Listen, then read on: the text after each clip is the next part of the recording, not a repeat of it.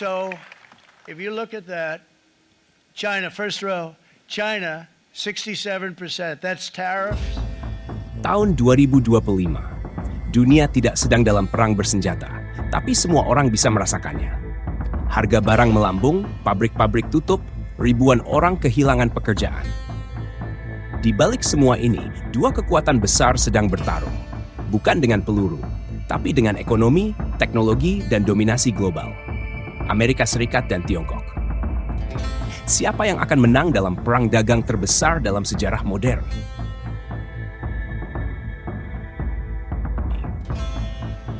Perang dagang ini tidak dimulai pada tahun 2025.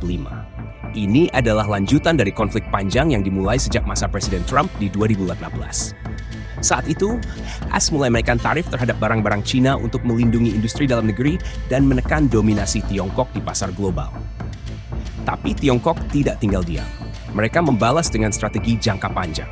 Investasi besar di Asia Afrika, proyek infrastruktur Belt and Road, dan dominasi industri chip serta AI lewat perusahaan seperti Huawei, SMIC, dan Baidu. Lalu, datang tahun 2025, dan semuanya meledak. Januari 2025. AS secara resmi memberlakukan larangan total ekspor teknologi semikonduktor ke Tiongkok.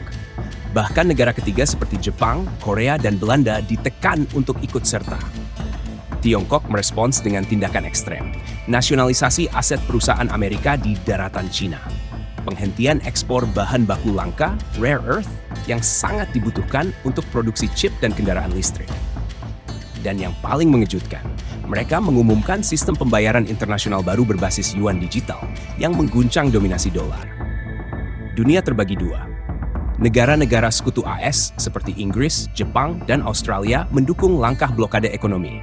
Sementara Rusia, Iran, Brasil, dan beberapa negara Afrika mulai beralih ke sistem perdagangan Tiongkok. Sistem global mulai pecah.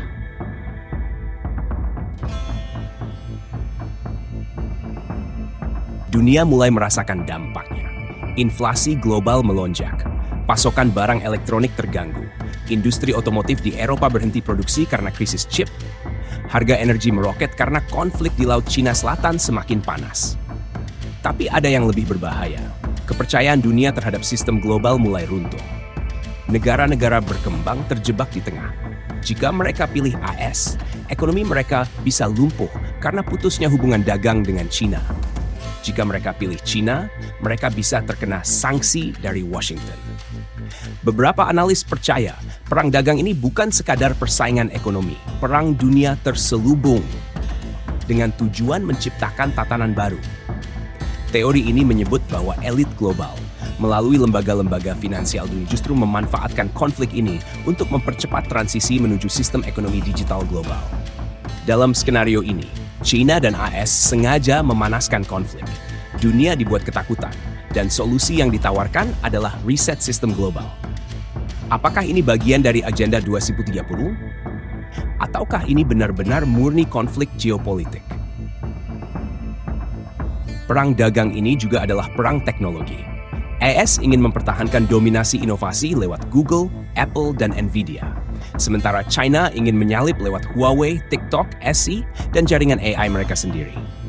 Tahun 2025, persaingan ini mencapai puncaknya saat China meluncurkan chip 2 nm hasil produksi dalam negeri, mematahkan sanksi teknologi dari Barat. AS panik, dan cyber war mulai meningkat. Serangan siber terhadap jaringan listrik, sistem bank, dan bahkan satelit mulai dilaporkan, meski tidak diakui secara resmi. Kemana arah dunia? Dunia kini terpecah menjadi dua blok besar. Blok Barat yang masih bergantung pada sistem lama, dolar, SWIFT, NATO. Blok Timur yang membangun sistem alternatif, BRICS, DCEP, dan jaringan dagang regional. Tapi yang menjadi korban utama bukanlah negara dan negara superpower, melainkan negara berkembang yang semakin tidak punya pilihan.